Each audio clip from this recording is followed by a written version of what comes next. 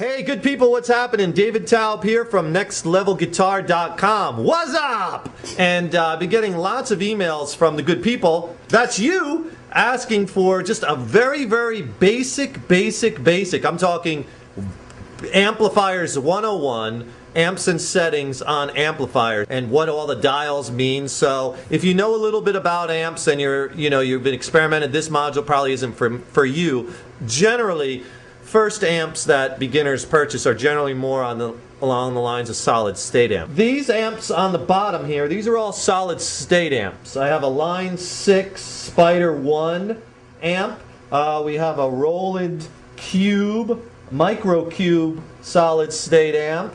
And we have this old PV Blazer 158 amplifier. Okay, solid state meaning there's no tubes in these amps, and I'll show you what tubes are.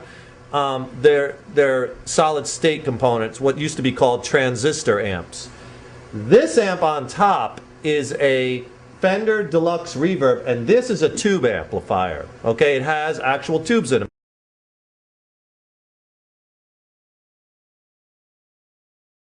Because we're dealing more with beginner amps, we're going to stay with the solid states, and then we'll bring you other modules that go more into tube amp. On the Line 6, this one has a modeling switch, meaning that this amp is modeled or designed to sound like other types of amps. Amp modeling. It's modeled after some other sound.